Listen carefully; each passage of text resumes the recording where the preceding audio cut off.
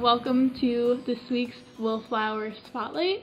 I'm trying something new where we're gonna do a video instead of a written blog, so a vlog, so to speak. And I have here today Allie, who will be talking as our Willflower Spotlight for the week, and yeah, so you're gonna get to know Allie a little bit. So Allie, what's your major, what's your year, all the cheesy stuff that happens a lot in college?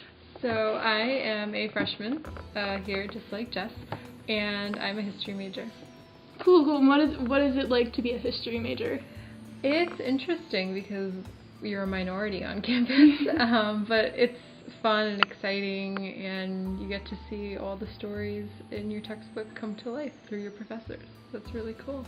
Would you say you're a storyteller, perhaps, or are you more of like a story dissector?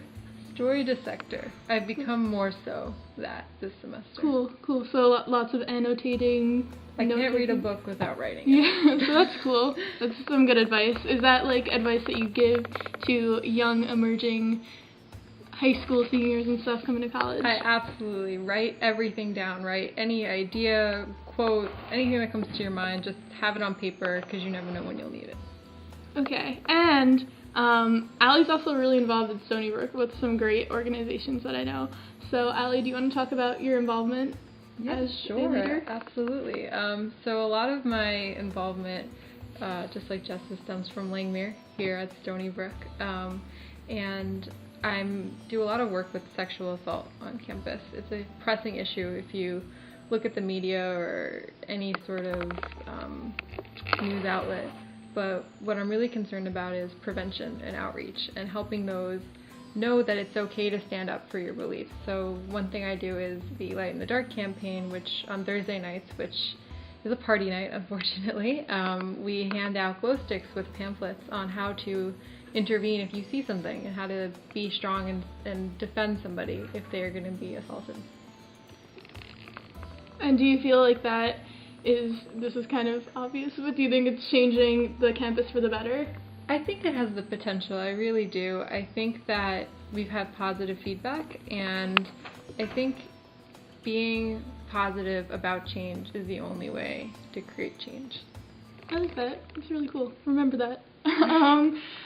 Okay, so what's your favorite thing about being on the Stony Brook campus, especially as a freshman? Last week we had a sophomore who's been here for a while, so as a freshman, coming on your second semester, so you're new but not that new. What do you think is the best part about being here at college? The best part is being with other college students.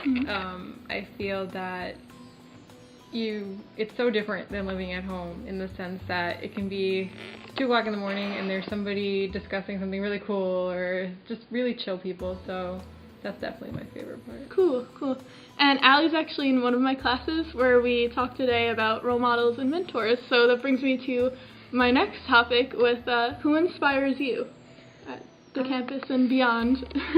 All my professors. That's going to sound really cheesy, but I've always been a teacher's pet, and it's something that it's just part of who I am, and I get really, like, the first day of class, of any history class that I take, I just get, like, big doe-eyed, like, oh my gosh, you're amazing, and, you know, it inspires me to learn what they know and to move forward with that. Yeah.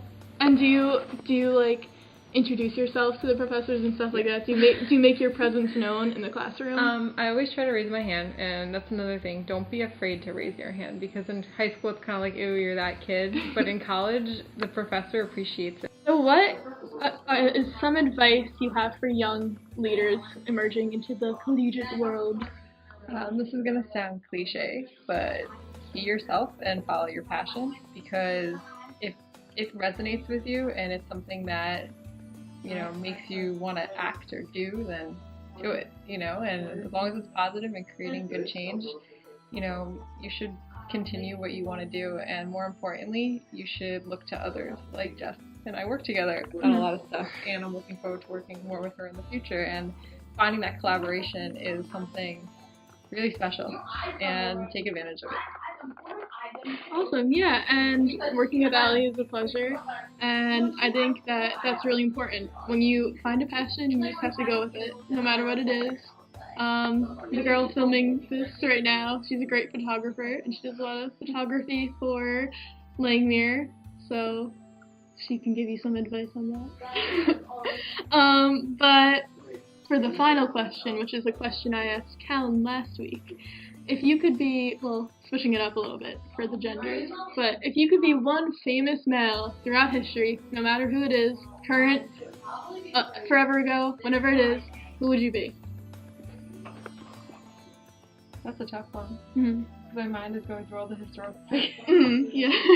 This is going to be really lame, but President John Adams. Because he was very understated and not known for all that he did. And I'd like to see what that must have been like. So look into John Adams. That's your homework. Yeah, did you ever watch the documentary? Not the The HBO miniseries. Yeah, with what's his name, Paul Giamatti. Yeah, I remember watching that. That was so good. Yes, great. Okay, well, that is a wrap for this week's Wildflower Spotlight. Thank you so much, Allie. No If you see Allie, give her a high five. If you don't know Allie because you're not a Stony Brook student, give her a high five metaphorically by liking this video. Awesome. See you later. Bye.